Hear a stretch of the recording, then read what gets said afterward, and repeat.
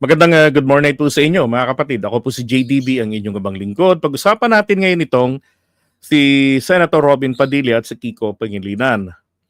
So hindi ba nung nakaraan ang nakuha ni Robin Padilla na committee, ito pong Senate um, Committee on Charter Change, di ba? Yan ang nakuha niya. So maraming tumaas ang kilay. Anong alam ni Robin Padilla in regards to the Constitution? Di ba? Doon sa proseso, sa ganyan. Dapat po talaga ang humahawak niyan, nakakaintindi, no? Talagang nakakaintindi na mambabatas, nakakaintindi sa batas at sa paggawa ng batas. Di ba?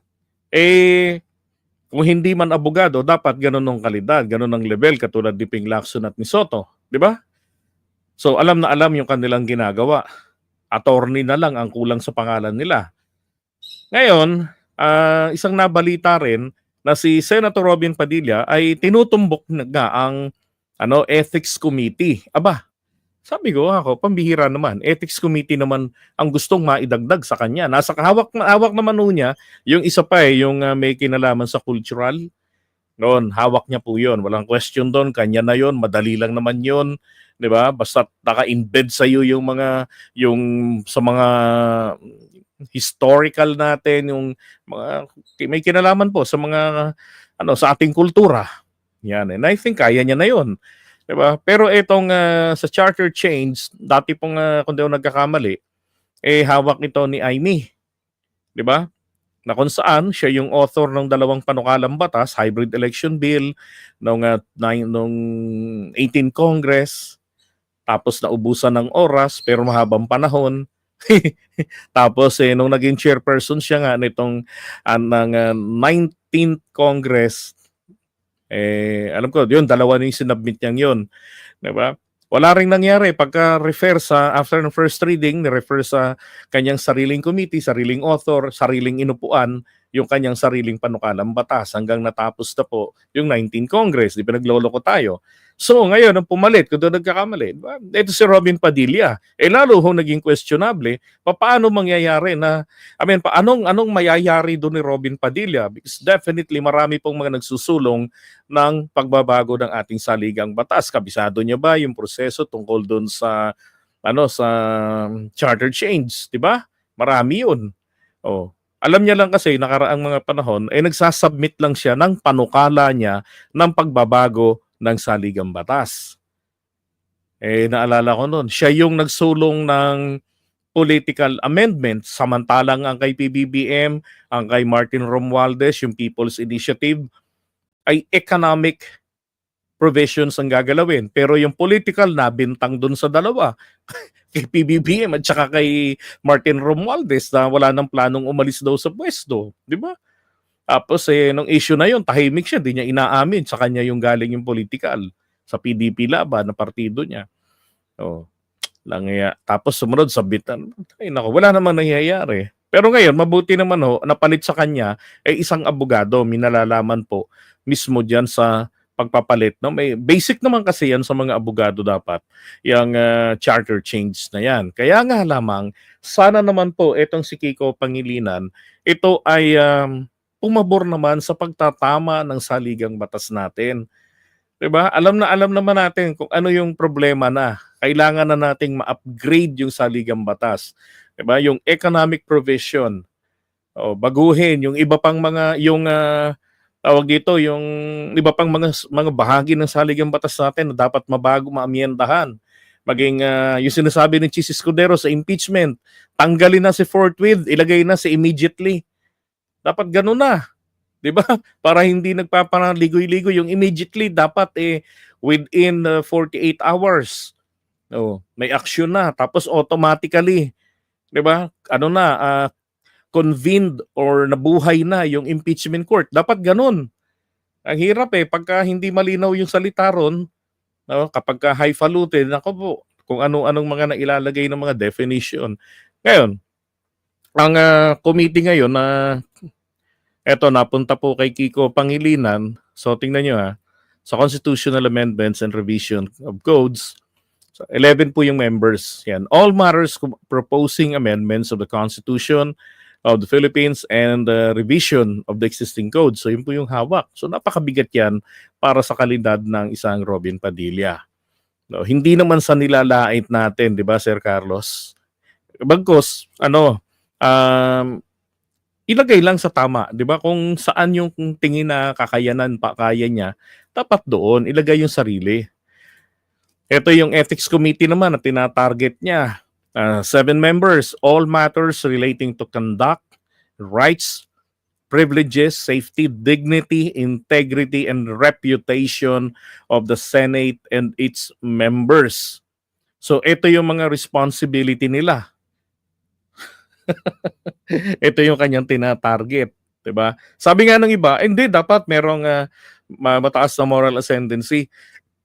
Malalagay diyan hindi yung ex-convict. Grabe naman kayo, 'di ba? Hindi naman na gumagawa ng kabulastugan si Robin Padilla, 'di ba? Ang sa akin lang, siguro kung mapunta sa kanya etong ethics committee, maging maging patas, 'di ba? Sa pag-iimbestiga, walang sasantuhin, walang kabaro. Oh, kapag ka-corrupt, dapat imbestigahan ng maigi tapos sipain kasi ethics committee po, yung 7 na 'yan. Sila po yung sila po yung sisipa sa member diyan sa Senate. Alam niyo po ba na walang ibang paraan para matanggal ang isang senador maliban na lamang po kung siya po'y namatay sana o kaya siya po ay nag-resign sana. Pag wala po yung dalawang sana na yon, nako, wala hong iba. Titiisin po natin ang 6 na taon. Pero pag may mga kapalpakan ganyan at yan po ay inimbestigahan ng Ethics and Privileges Committee, pwede po silang matanggal. And that happened to Leila de Lima. 'Di ba? Ni Leila de Lima. Oh, sabi ni Jen, wala namang pong asahang patas kay Robin eh. Yeah, I agree. Naalala ko yung kay General Torre, di ba? In-investigate nila ni Bato de la Rosa noon doon sa Davao City kasi hinuhuli si Kibuloy. Nagbutas-butas daw as dalawang walang nalalaman sa batas pero may mga staff na abogado, dapat doon pa lang nakikinig na sila sa paliwanag na pwedeng magbutas, pwedeng pumasok, magpuwersa, 'di ba? Hindi sila pwedeng mapanagot sa kasong malicious mischief dahil nagsisilbi sila ng warrant of arrest at pwede silang manghuli. Oh. Sabi ni Yuki, sana mamatay na lang. Maganda, mabilis, 'di ba? Instant justice. Ay nako. Palagay ko ang Senado pumili pa ho ng dapat na humawak nito. Yung wala hong bahid na pumipili, no? May pinapanigan, dapat po yung walang ganon. Okay, yung walang si Robin kasi alam naman na natin ang pagiging bias ni Robin eh. During the impeachment ni Sara, sabi niya, 'di ba? Kahit na wala pang paglilitis, ngayon pa lang di niyo na kailangang tanungin. No na agad ang boto ko. Oh. Tapos paano pa nating aasahan 'yan, 'di ba? One-sided na kaagad talaga. So doon pa lang meron ng may mga manifestation na siya ng pagiging one-sided. At yan hindi malabuhong mag-reflect dito. So find the better person diyan sa Senate para sa Senate Committee na sa Ethics and Privileges. Sabi ni Enone, yung nasa ayon sa EDOC background ang committee dapat hawakan ni Robin Padilla. Ano 'yun?